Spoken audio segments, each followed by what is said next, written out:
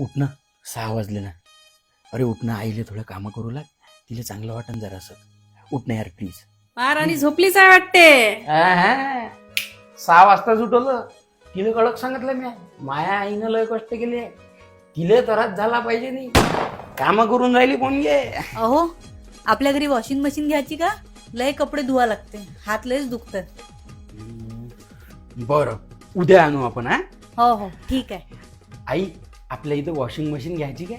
लग्न आधी नाही सुचलं रे तुला वॉशिंग मशीन, आता बरी सुचली. माय लग्न झालं तेव्हा 12 लोकांचे कपडे धुत जाऊ मी एकटी. तुझ्या बायकोच्या जीवावर येते का? चल निघ.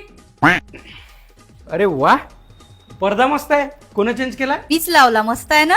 अरे एक नंबर आहे. बाबू हा पडदा पाहुणे आल्यावर लावायचा होता ना, आता काही लावायचं काम होतं का?